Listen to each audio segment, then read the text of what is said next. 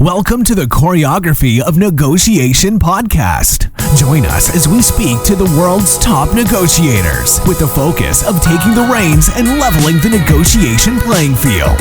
We'll provide actionable steps for you and your team to enhance and increase your negotiation, mediation, and arbitration skills for long-term success. The Choreography of Negotiation podcast is all about the art of the deal and coming to a fruitful win-win completion. So please, welcome your host, Sean Snowday. Hello and welcome to the Choreography of Negotiation. My name is Sean Snowday. I am the founder and the voice of the Choreography of Negotiation. And today we have Tony Verner on the line. How you doing, Tony? Awesome. How's it going today, Sean? It's going absolutely fantastic. I started out the day with a bowl of oatmeal and I am ready to rock and roll. Oh, and I got some coffee right here too. Forgot about that. So we got our coffee, we got our water, and we're just going to jump right into this. We're just going to be, a cup of coffee podcast, but we are going to talk about negotiations, business acquisitions, and just various things. But before we jump into that, most people that are doing what we do, they were kind of pushed into it one way or another, or maybe they had a personal mission. So how did you get into this? Did you have a personal mission that you were going after and it aligned with what you're doing now? Or were you just doing something and you did it really well and then you fell into what you're doing? Well, it's been an evolution, right? So my foray into being an entrepreneur and owning my own business really evolved out of working for other people. Right. And that age-old story of no matter how well you did your job, if others in the organization, the company didn't do their job, it hindered your ability to succeed and grow. Right. And then the first foray was in real estate, right? I was a young kid and the idea of, I'm going to make millions of dollars. If somebody else can do this, I can do this, right? So you get in the game. And I always kind of compare it to the Mike Tyson analogy where he talked about, all my opponents have the best laid plans until we get in the ring and I break their nose. Right. So there was a lot of that right out of the gate. And initially that was the motivation of, hey, I just want to make a ton of money. And fast forward 30 some odd years and a lot of trials, tribulations, ups, downs, successes, failures.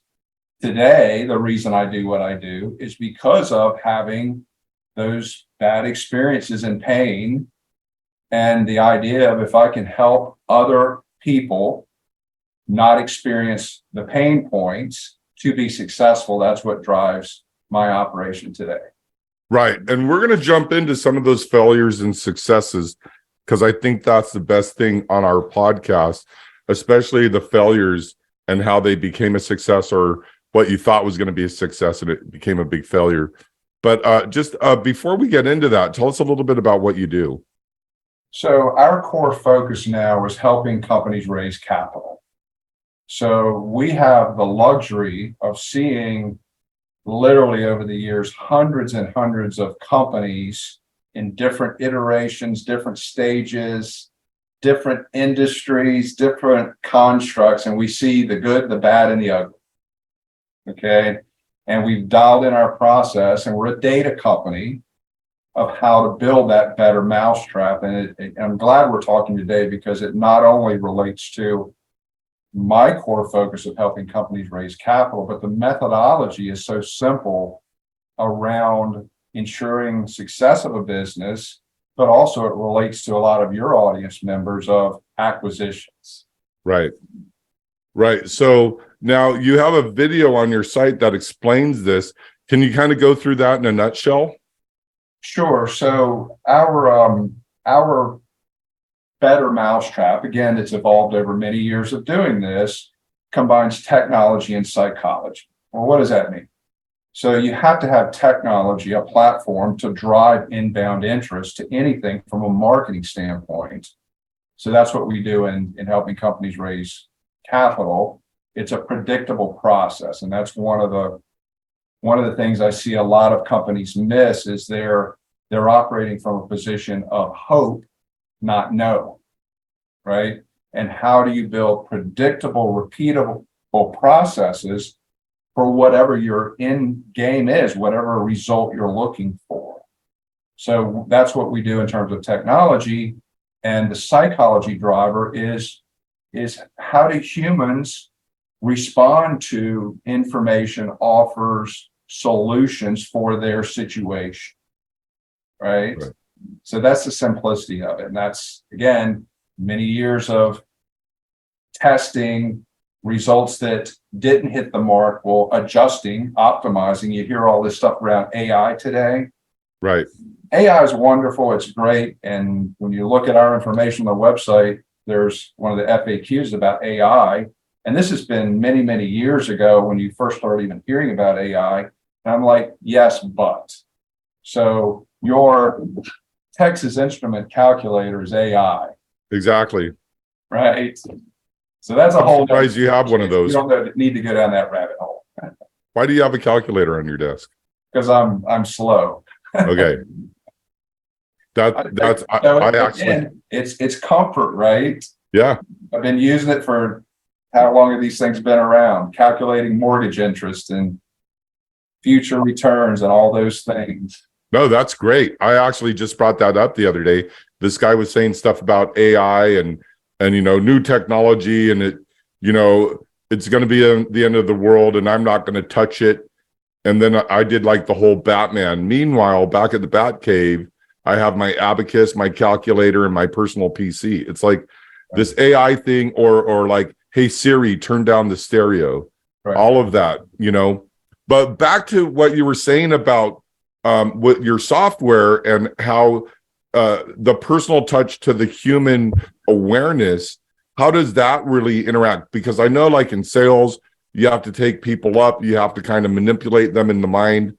I'm just going to say this, it's like the NLP of it all, which Anthony Robbins is huge on that. And we all use it. We just don't know we're using it. So how does that apply to the software that you're using? So the psychology driver, and I didn't want to get into a bunch of branding stuff, but it relates to that comment. It's called neuroscience funding method. But it's the simplicity of, and again, experience of working with founders trying to raise capital as our example. Well, what's the first thing they do? So they go to pitch their offer to an investor, and it's technobabble, as I call it. It's the greatest widget, their mousetrap, their biotech, their whatever. Well, that's a fatal mistake because they're not getting through the crocodile brain of the prospect. Right. It's a selfish interest. That's right. Pitch anything. Right. Yeah. So it's right. Well, exactly. So it's what's in it for them. Let's learn about them first. How does this solve their challenges, right? Their objectives around their investment activities. Right. All the other stuff comes later in that conversation. Yeah, we always say that, if you're selling a car, you're at Ford and you're like, hey, it has the best transmission, the best engine. And then you get fired, you go to Chevy and you go, it has the best engine, the best transmission. Like you just can't stay at that level of the pitch, right? Yes. And again, I know, and correct me if I'm wrong here, but a lot of your audience is focusing on acquisitions. Acquisitions, yep. And I've been in that world. And again, it's like, okay, well, how do you get a deal done? Well, understand what the objective is of the seller.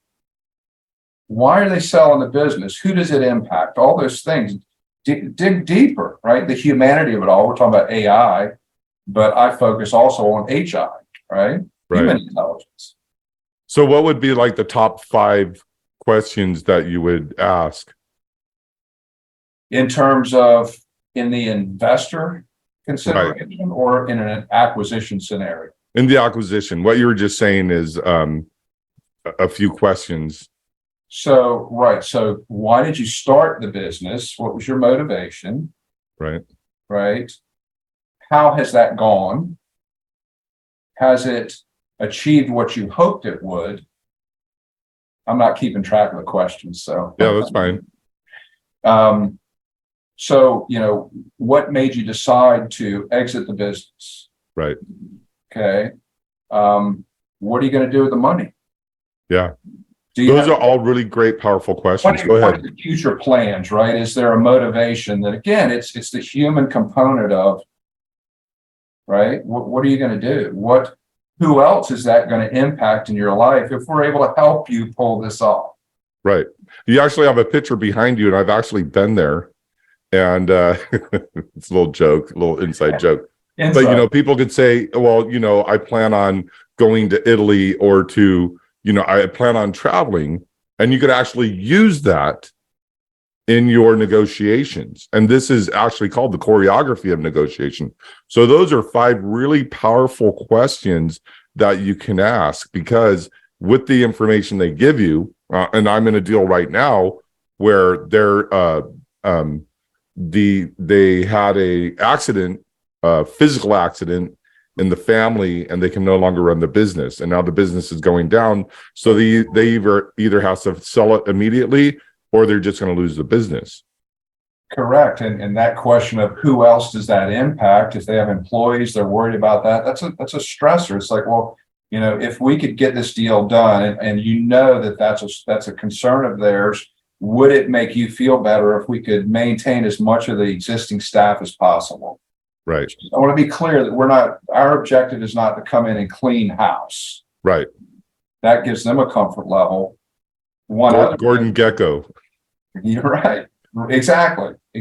And, you know, I can tell you some stories about, you know, hopefully there's no VCs on the call, but, you know, the age old story about the vulture capitalists, and, you know, the founders get kicked out. And I know some of those stories firsthand, and it's a scary proposition. Right. One other one I'll throw out, and this was not my question, and I've used it on many occasions, and it works really well. Is there anything in your business that you were not able to accomplish? Right. And sometimes, and in many times, not weirdly enough, but it's a philanthropic motivation. You know, we wanted to build this, fill in the blank. Yeah. Actually, that goes with my bonus question, but I'll ask that at the end here. Go ahead. No, but again, it's like, well, what if we could help carry out that mission moving forward? Yeah. Right. So you're helping them meet their goals. Right. What are they defined as? And a lot of these businesses, they're very passionate. A good friend of mine, he had employees for 15 years. And I think when 9/11 hit, he had to let go of, like, they weren't family members, but they felt like family members. Yes. Because these guys have been with him, and he watched them, you know, get married, have children, go to their children's graduations, you know, their soccer games. And then now he has to tell them, I got to let you go. The company, you know, we just can't afford it. And then what about the idea of, you know, if we can maintain those relationships and give those family members a bigger, better opportunity because of our vision in taking your business to where Right. we see that it potentially can. It still will be your legacy. Right. Absolutely. So that's a great it's the legacy thing. So many people are involved in that. Before we go down that rabbit hole, I want to get back to your software and your whole service and what you do there. So what are some of the challenges that people have when they first start using your service? Following the plan, right? Mm-hmm. Built out a blueprint, a step-by-step process, shifting the paradigm of the pitch fest. You know, a lot of the founders have been involved in just that. Right. And they're on a stage or whatever the construct is, but that's not really the way that capital gets converted. It's relational, and you have to get to that point. Right. Right. So it's kind of like that mindset of, okay, you're not on stage right now going to the masses. You're really digging down into the individuals, and having some type of conversion through your words and your actions, or I don't know about actions, but verbally and through some type of process. So is there like a 5-10 step process? Well, let's roll it back a little bit. You know, we touched on technology as a driver and thinking to oversimplify lead gen. Most people will get that concept. But how do you convert any offer in a business? The right audience and the right offer. Right. Right. And you'll see a theme in how I talk and think about stuff is I'm simple minded. And and again, I've been doing this stuff a long time and I rail on people. It's like, this doesn't have to be so hard. Right. They're way overcomplicating this. Right. But and then they also do they get too loquacious or too many words, too much talk? Absolutely. That relates to the pitch deck as an example. It's like, you need to dumb this down. Any copy, any construct around you're telling your story shouldn't be above a 7th grade level. Right. And I deal with a lot of high tech, the doctors, the mid-range pharma companies, the biotech, the blockchain, right? The on and on. It's like, you need to like really dumb this stuff down. Yeah. The blockchain is the tough one because when I first heard about blockchain, which means I'm older, right? The girl, she was like 22 or something. Right. I was like, well, what's blockchain? And then she looks at me like a 22-year-old girl would. Oh, you're stupid. She starts explaining it, and I'm just like not getting it. Well, I get that a lot. And I was on a call the other day and, just brilliant guy, PhD, and they've got this crazy med tech and, they're going to solve for aging, right? You're never going to get Alzheimer's and genetic, diseases and age. It's like, well, you're a good guy to know, right? But it's always, they're so smart. And I'll say, wait a minute, most people I talk to, their IQ is way higher than mine. Right. I mess up to that. I'm okay with that. So if you need me to be the expert in your arena, you're talking to the wrong guy. But if you want help in scaling your business, getting it off of the ground, raising capital efficiently and quickly, I'm your man. Right. So now you've been doing this a long time. I kind of, these are two of the questions I ask.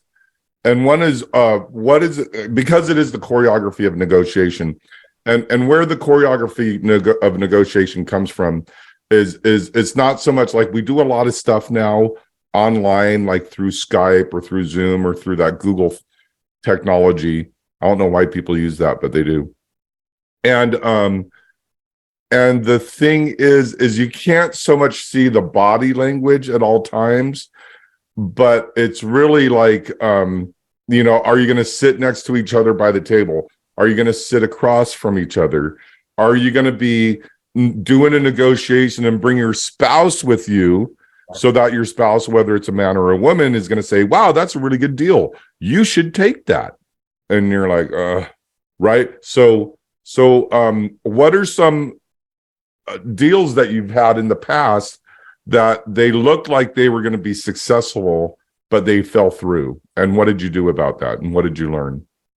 One of the things that I learned is it's never too late, right? Because it's invariably, and I'm sure everybody can acknowledge this, you have an interaction, a conversation, if it's a sales call as an example, and after the call, you have a great idea.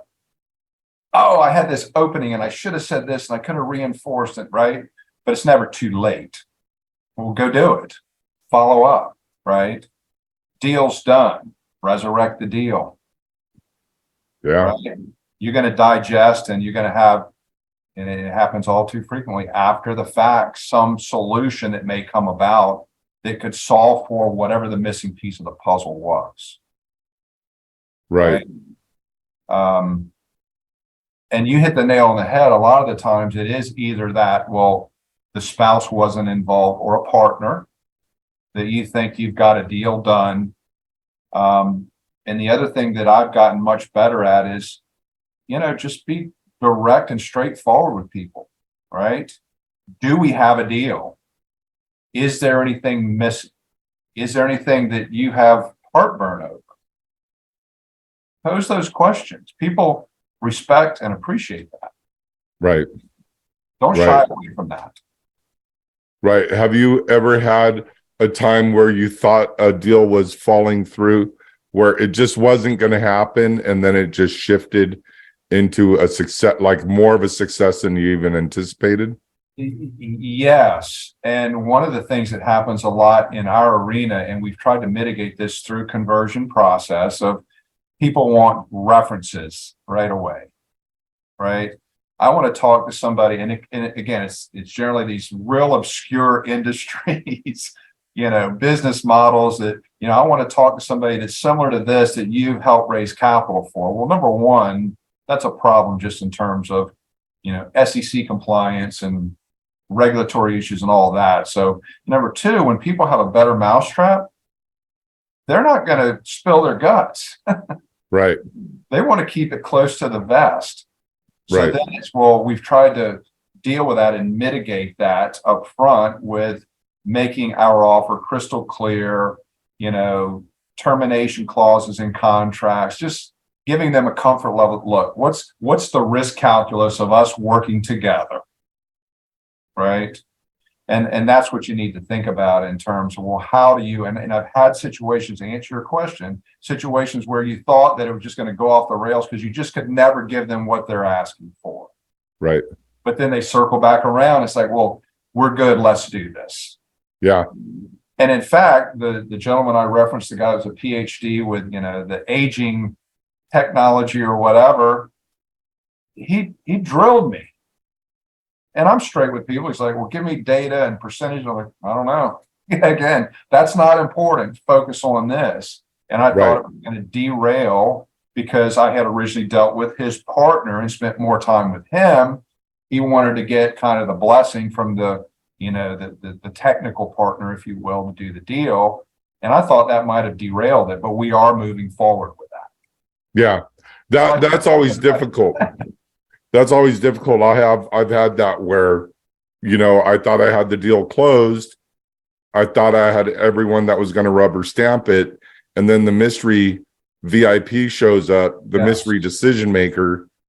And then you got to do it again. But then it's the game of telephone and they hear everything different. Or maybe they said something that they thought I said that I didn't say, and it just goes sideways. And sometimes, what I think is falling through actually goes through. And I'm just surprised. I'm like, I don't even know how that happened. I was in a room full of people. It was about 20 years ago. And I was, it was more like 25 years ago. I was younger. And the main guy wasn't with me. So I'm in a room full of people. Now that I think about it, I was about 25 years old.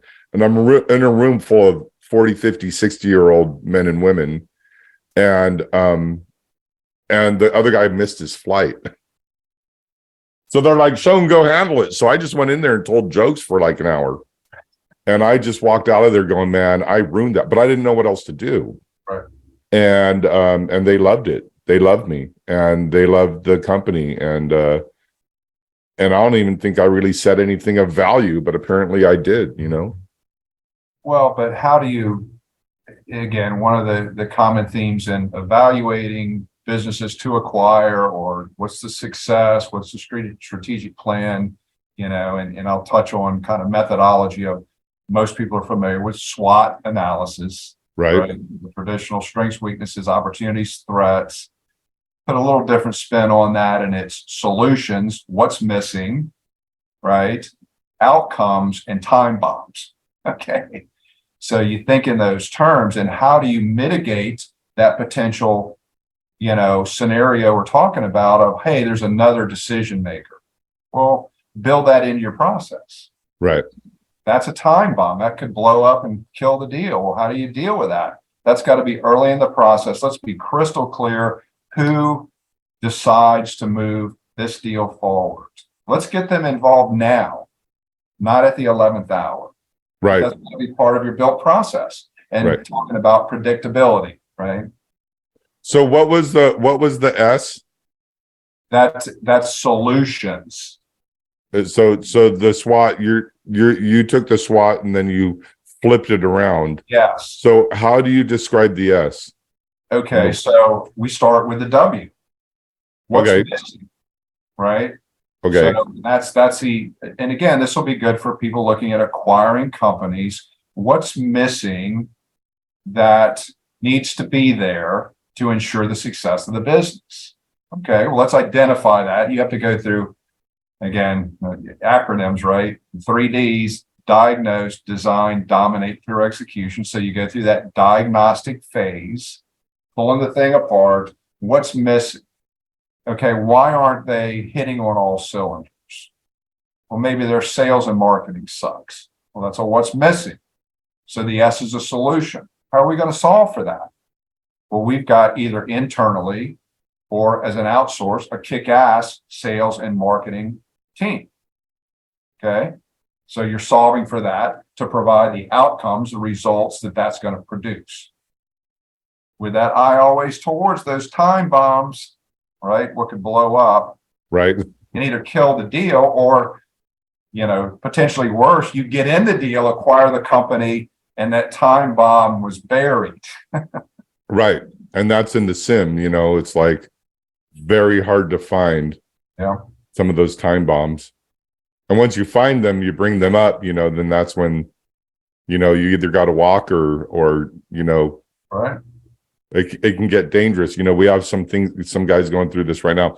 So then what you got the S and the O and the T. So what's after the W? So the what's missing, the solutions, the outcomes is the O. Right. Trying to drive results. What's the goal? What are you trying to do at that point in time? What's the outcome you're looking for? And the time bombs don't drive the strategic plan for the opportunity, but you've got to be cognizant of them and just have your eye on that, right? And I focus on that, and I'm sharing personal stories here of back in 2008 and 9, I had a big real estate development portfolio company. We got creamed, right? Just as everybody else did, but Yep. I didn't accept that. I was like, well, why did that happen, right? You go through the diagnostic, the analytics of why did that, what could we have done to, if not prevent that, mitigate it and lessen the pain, right? You think of time bombs. Well, what were those time bombs? It's over leverage in that case, right? The banks gave us anything we wanted. Right.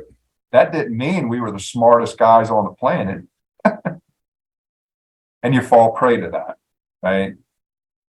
But again, moving forward, you learn your lesson, and that's become part of the process of what we're talking about here and evaluating a situation or opportunity, an acquisition or a merger, or you're looking to raise capital, positioning a company correctly, or scaling a business. Right. So with the SWOT, you do the W, what's missing, then you do the O, which are the goals. Right. So, that's just a driver. And again, it gets down to minutia and process. But again, you're always trying to do the right thing at the right time. And that's why I'm such a stickler for let's distill this down. And I deal with so many founders and they're all over the place. Yeah. Oh, yeah. And so again, we're going, I think this is good stuff. Stop me if I go too far off the rails on any of this. No, we're going to do the T and the S as well. But there's more to it. That's like step one. But again, it's the simple process of really analyzing where you're at and where you're trying to get to. Right. So what would be an example of that? Okay, so let's talk about, again, the company trying to raise capital. Okay. And I'll take it a step further because this is relative to everything we're talking about. The SWOT analysis kind of starts, that's like the first, scratching the surface. Let's do a quick SWOT analysis, see what we've got to deal with. And then now let's really dive deeper. Again, simple, but we focus on 5 M's. Okay. Okay. But this will relate to going back to the SWOT. It's market, it's management, it's mechanism, it's moat, and it's money. So those are the 5 pillars. And the simple thing thinking about if a company or an opportunity has a hole in any of those 5 buckets, it has to be dealt with. Mm-hmm. Right. And that goes back to the SWOT analysis of you've identified what's missing in one of those areas. Right. Now, what does that mean? Is there a threat or a time bomb attached to it? And we've got to solve for it. But there will be an output once you do that. And when we're evaluating a company for fundability, attractiveness to capital markets, that's the process we go through. The 5 M's, where is the company and the offer and the 5 M's? Sometimes they're foundational issues that are catastrophic. And it just relates to that business will either fail or not be as successful as it potentially could unless solved for, right? But it's a feedback loop. Right. So you have the market, but what is the moat? So defensive postures, how do you protect the business? Is it IP, trade secrets, fees? How do you put that moat like a castle, right? Wall the garden, however you want to think about it, right? Barrier to entry so competitors can't catch up with you. Right.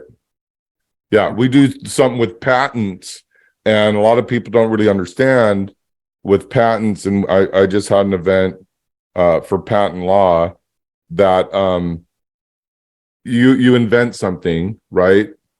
And it's nice. You invented it. It's amazing. You patent it. And then Sony goes, oh, I like that. And then they do it. Right. So what are you going to do? And they're like, well, sue us. Right. As Sony. Right. Right. So having that protection, we had our whole event was how to protect yourself from that. Or if there's the patent and then another country comes in and there's all these things that are international and looking at various ways of doing that.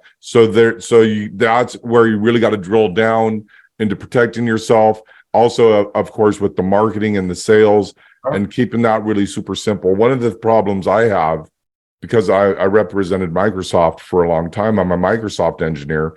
I'm technical, and in my head, I think everybody knows what I know. And then if they don't know what I know, I'm able to simplify it, but I can also complicate it. Right. So do you take everyone through some type of coaching process, or does your software have that to where it simplifies it, or how does that work? Yeah, it really is simplified in terms of identifying. We've got a fundability audit that we do. It's a scoring matrix. It's very simple. Okay. I could actually show you one if that would help the conversation. I don't know. Yeah, you can share your screen, and we'll do this, and I'll explain it for the audio people, and they'll get over it if they can't visualize it. And I think this will add some clarity in the conversation. And again, trying to be very simple-minded in process. Right.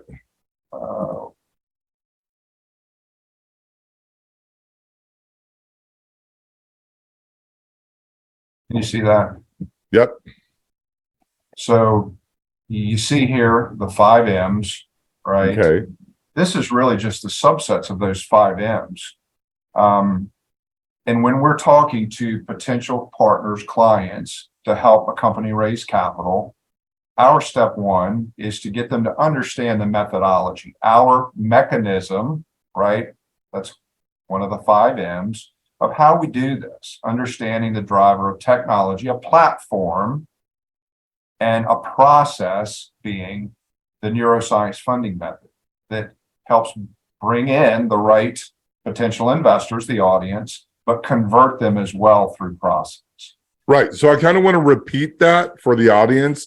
It's the neuroscience funding method. Now, as that may sound like big 10-letter words, but it's really just as founders and business owners and entrepreneurs, our thought process is at such a high level, we can't really simplify it. And what this is doing with the neuroscience, funding method, Correct. is this is really simplifying it, even though those are 10-letter what I say even though they're big words, it's really simplified. So we got, growing trends, pains, challenges, better, faster, cheaper. Okay, go ahead. So yes, and again, relating to 5M, so the platform is called Investor Connector Network, and the neuroscience funding method is the conversion methodology. Those are mechanisms. So that's our M, right? And that's what differentiates what we do to competitors. No different than any other business model. But you got to have that, right? So walking through this sheet, and I'll kind of explain it for, I guess the listening audience, but these are really the subsets of the 5 M's. So the market, how big is it? Is it growing? Are there trends? And then our matrix, we score that area, and there's a specific range for the company and the offer in that construct of helping raise capital. But this would also apply to an acquisition, evaluating the opportunity. And it takes all of 20 minutes to do this all of a sudden. And for those that you can't see this, it's color coded. It's green and red. And again, so go back to your SWOT analysis of, what's missing. The reds are what's missing. So I'm trying to connect those dots. So then we go down the list of, what is the problem or need in the market? Is, how big is the pain or the challenge that your perfect prospect is dealing with? Is it a must-have? Is it a would like to have, right? What's the solution? Do you have the better solution than competitors? Do you understand what the competitors have to offer? And if you don't, you need to know that. But again, it relates to raising capital, acquiring businesses, scaling, whatever. This all applies. Right. The team, right? Management M. Is there a C-suite in place? Do you have industry icons? Do you have the key personnel you need? In this iteration, the ability to follow up with investors. Right? Who's going to do that? Who's going to talk to potential investors in that construct? Right. And then we shift down to traction in terms of products. Is there a minimum viable product? Do they have customer acquisition cost data, lifetime value data, right? Understanding, well, where are you in the evolution of the business in terms of traction? Right. Now, a lot of people aren't going to have this data. So how do you help them get that? I guess the answer to that, it depends. Let's dig deeper on that. So give an example of when they wouldn't have the data. For like the lifetime value? You've got to project it. Go through the exercise. Gas. Right. AG, right? Yeah. That's part of the process of let's analyze this. Do we have perfect data? Well, no. Well, let's figure it out. Let's reverse engineer the what ifs. And that's where the greens and the reds come in. Correct. Okay. Right? This is not so precise. It's like, well, we're going to score this. So that traction, let's give the example. 1 to 3, not tested, no sales data. 4 to 6, some sales, just getting data. 7 to 10, getting consistent, sustainable sales with data. Right. That'll help your acquisition people, right? Think in those terms. This is a good opportunity. Right. Or it may be a deal because they're not quite there, but you have what's needed to move the needle in that area. Okay. Right. And then the revenue model. Is it a recurring or a static revenue model? What's the sales cycle length? Okay. The marketing plan. Do they have branding strategies? Are they doing paid media? What channels? Lead gen, construction, cost per lead, those types of things. Mm-hmm. And then the next one is sales and distribution plan. Do they have an internal or an outsourced sales team? Are they leveraging affiliates, distributors, JVs? Right? Those two are big opportunities in just about every business. And you talk about where do you focus? Usually it's there. Yeah. All the other stuff is if you're driving sales and revenue and have a kick-ass marketing plan, man, it's so much easier to fix other things. Yeah. A lot of times with the JVs and affiliates and all that, those are relationships. So a lot of times during an acquisition, you lose a lot of the relationships because it's just a one human to another human that they like talking about race cars, right? And then next thing you know, someone comes in, they want to talk about music, and then you lose those relationships. So it depends on how lucrative it is, but it's also really relationship based. Yes, absolutely. And then continuing down our list here, the money M, financial management and strategy, are they looking at the highest multiple sectors? And this is something relating to acquisitions. That is the company earmarked in the right industry in terms of multiples. They may be identifying themselves as a manufacturing business, and it's really a high-tech SaaS company. Well, I'm not an accountant, but you want to book the revenue at the higher multiple. Right. And just that shift in the accounting principles internal to the business exponentially improves the valuation.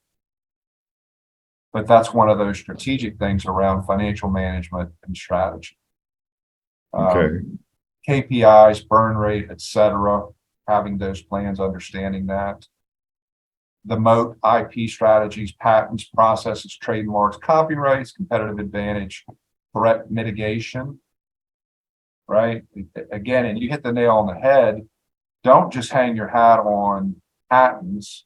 There's got to be more around that. That's your opportunity. How do you monetize those patents? And I get it all the time of startups. We've got this great app, this great technology, whatever. Well, that's wonderful, but how are we going to monetize it? What are we going to do with it? Right. That's key. And that's why I love watching Shark Tank. Well, right. And I reference that all the time because it's like, go back and watch some Shark Tank episodes and then let's talk. Right. Right. And a lot of people, they just don't know. And they're the accidental entrepreneur, and a lot of people, I remember during the pandemic, this girl made like $600,000 during the pandemic. And she was, the top of the mark, next thing, she's out talking all over the place. But what happened was during the pandemic, people didn't really know how to use LinkedIn. Right. So she made a training course, sold it for $1,000, and sold 600 of them.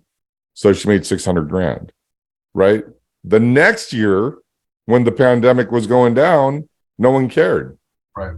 So she's the accidental entrepreneur. So she's top of the mark one day. The next day, she's at Best Buy. I don't know. She's probably doing really good now. Well, and go back to the 5 M's. Yeah. Right. She was missing. She had holes in the buckets. Worked for a while, wasn't long term. Yeah, trend. Right. So, that relates, and that's the simplicity of the 5 M's. Just think in those terms, be intuitive with 5 M's. You can evaluate a business very quickly, just go through each one. Right. And then rounding this out. So we talked about, the moat, IP strategies, the operations, acquisition plans. In our world of companies raising capital, they almost never have an integrated acquisition plan as part of their business model. Now, in the part of the audience that's their focus around acquisitions, they think in those terms. Is there bolt-ons? Can we buy, synergistic companies? Can we optimize operations? Those things. But in terms of companies scaling up, that opportunity is internal to the business, even if it's part of the strategic plan to take advantage of opportunity. In our world, it also shows investors a level of sophistication they don't normally see. Right. Differentiate. Right. And this is a lot when it comes to the SOPs and the KPIs and everything there. A lot of times they don't really even have that information And when it comes to scaling and knowing your numbers, and then it's funny, you have red and green for your rate the business? Do you do a yellow at all? Nope. It's either go or no go. Okay. And again, it's identifying what's missing. Right. And it is relative. And it could be just that traction conversation. The business is just not quite mature enough yet. And it's going that direction, and the red will turn green. It's not catastrophic, but sometimes the reds are catastrophic. It's like, this is just not going to work. You're missing a key piece of the puzzle here. And until you solve for that, don't invest your money. Yeah. And one of the best things about this is that you can actually have your team throw mud at the wall and figure it out. A lot of times in small business and even big business there's that one person that no one listens to that actually has the solution to taking it from red to green.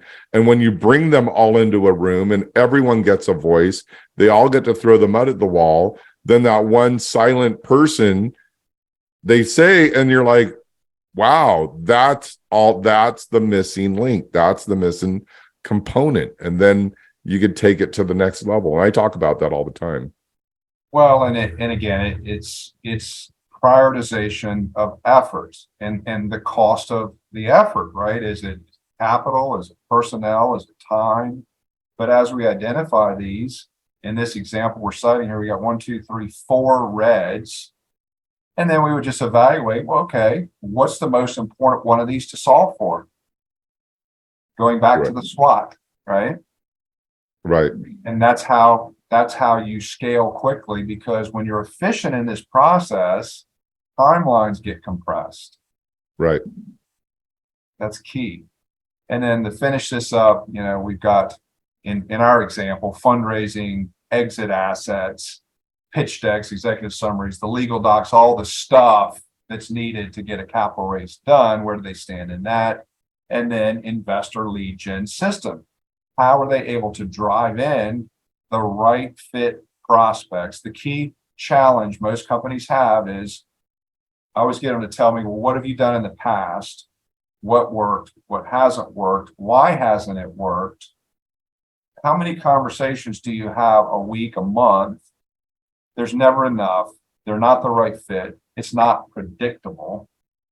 And that's what the technology component, what we do, it's predictable. Every day you've got 1, 2, 3, 4 perfect fit investors raising their hand to say, I like what you're doing. I'm interested in potentially investing in your company.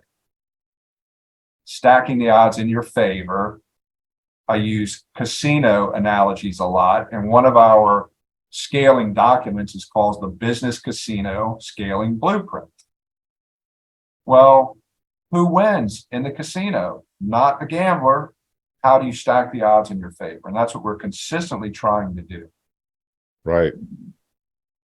So that kind of rounds this process out. So with the investor lead gen system, it says targeted outbound campaigns, filling pipeline with qualified investors. With that's your software. Correct. That's the investor connector platform that does outbound. It's targeted. So in that biotech example, we're targeting biotech investors who have shown behavior. We track and monitor. We have data that says that's a good prospect, that this could be in their wheelhouse. Now, is there content in there that is like template content that you can customize? Yes, but the initial outreach is very simple. It's like, hey, I see that you're in this arena, you've participated, you're looking for these types of opportunities. We've got a really cool team and concept built around similar, might be worth a chat. Round closing quickly. If you have dry powder, might be worth a talk. Yeah. And then we have a really wide net. So, I have an Israeli company, and we deal with people that want to invest in Israel, in Israeli-based companies. Yep. Really that simple. Yep. Do you love Israel? Yes. Do you have money? Yes. Give me it. Yep. Yeah, we had It was one of the pharma type companies. The doctor reached out to us and again, reverse engineering. So what have you done before? Different trials, raised 5 million. Who invested? Why did they invest? What was their motivation? And he's like, I never thought about it that way. And well, that's why you're talking to me, right? Right. So let's figure this out. So it's like, he's like, you know what? We had high net worth dentist in Toronto that invested in the last round. Yeah. Like a bunch of them. Like, okay. So I did a seed run in our data and found 600 some odd high net worth dentists in Toronto that we would use as seed data to plug into the investor connector network to start the process. Nice. Those are good guys to talk to. Yeah. Yeah, this is good So stuff. that's kind of, hopefully this kind of step through process helps. And again, trying to relate it to acquisitions or anything around evaluating or scaling businesses, identifying the what's missing. That's the key driver, the simplicity of it. And No, this is great. And this is exactly, so our listeners are savvy. They're business savvy. They're not like right out of high school. Yep. And this is really good because most people, a lot of the people that are in this arena, they don't even know, I'd say a third of what you're talking about is really where it's like all these aha moments during this last hour where it's like, oh, now I get, oh, that makes sense. Oh, this is what I've been missing. Oh, this is what I should have done in my last deal that I lost, or that, the conversation went sideways and now I have this information. So that's what the choreography of negotiation is all about. It's about having your negotiation choreographed in such a way to where it comes to a fruitful conclusion. Well, and it relates to what I touched on, in the paradigm shift with founders of getting them to change how they interact and communicate with potential investors. Same thing for the deal flow and acquiring businesses. Dial the process in, make it predictable, right? Use scripts, use predetermined methods, sequences. When do you deliver certain types of information? Control the frames, right? Don't let the negotiation get derailed. Right. Now, when it comes to the pitch decks, do you offer a template to the pitch decks? Yes, we call it the NSF vault, and it's all the collateral around your pitch deck sucks. Here's what it should look like. Use this process. Right. Again, simplicity of 5 M's. So email sequences, follow-up automation. What's it built around? The 5 M's. This is why our company will be successful. We have, the market understood and identified, and we're going to be the industry leader. And, M management, we've got the greatest team on the planet, industry icons who have been successful, sold businesses, exited, right? Mechanism. This is how we're going to drive things. And the mechanism can also be the sales conversion process or the marketing, not only IP, technology, et cetera. That's all a mechanism that drives the business. The moat, our defensive posture. How do we protect the business? How do we keep people away, fend off competitors? And money, how are we going to use the capital you're going to invest and make you comfortable, and you're going to get an exponential return that you can't get anywhere because of we're hitting all the 5 M's properly. Right. So simple, repeatability. Right. This is good stuff. And hopefully our listeners will go and watch that video on your website. So let's talk a little bit about how we find you. What's your website? How do we find that video, and how do we contact you? Let me give you that in a second. I want to round this out. I have 2 examples. Okay, great. That totally missed the mark in this area. And people will know the companies and the organization, I'll call it. Number 1 is Silicon Valley Bank, right? They have none of the 5 M's. Okay. That's if you kind of go down the rabbit hole and understand that story, they have none of the 5 M's. So That's why the business imploded, right? And the second one everybody will recognize is the federal government. It has none of the 5 M's, right? And that's why we're in the mess we are. Yeah, it wouldn't be the That's federal another government if they did have them. Yeah, so this is great because one of the things about this is it simplifies it.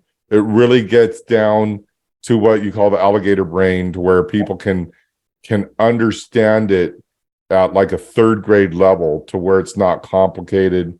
And I forgot, I used to have an example for that. One of the things in the marketing industry is they say, they talk about dating. It's like, hey, what's your number? Dinner and coffee. I'm so sorry. What's your number? And then a cup of coffee, and then dinner and a movie, and then meet the parents, and then get married, and then have children, right? So you go through that process.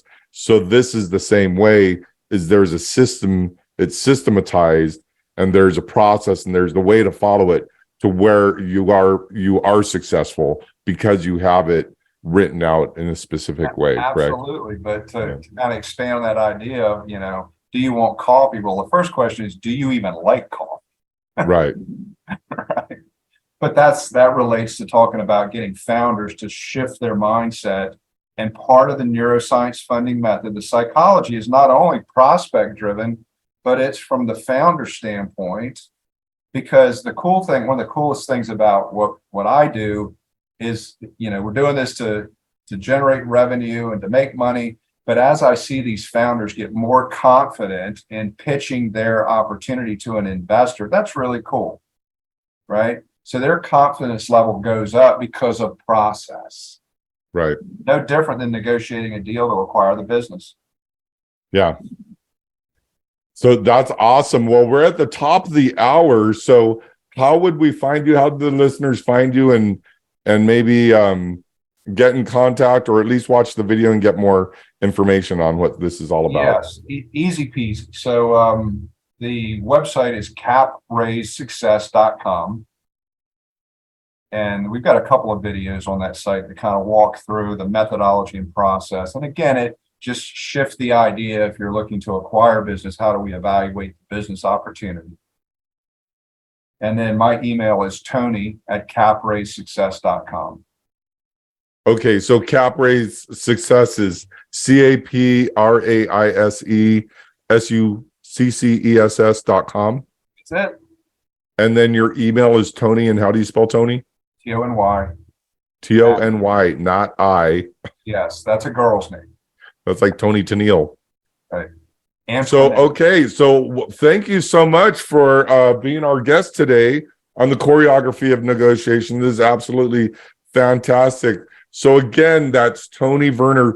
It's at capraisesuccess.com. CAPRAISESUCCESS.com. That's Tony at. And you can also just go Google Tony Verner, VERNER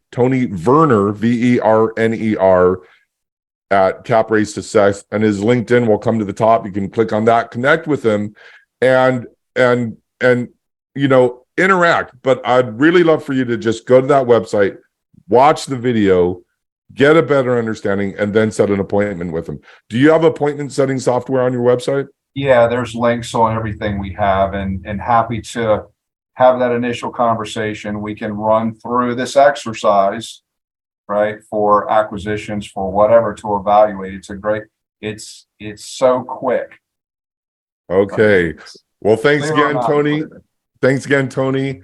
And we'll be talking to you soon. Again, that's Tony Verner at Capraise Success. It's just my first name, not the last name. So it's Tony@capraisesuccess.com. Right. Yeah. Tony at capraisesuccess.com. Good stuff. All right. Thanks, Tony. All right, Sean. Have a great day. Enjoyed it.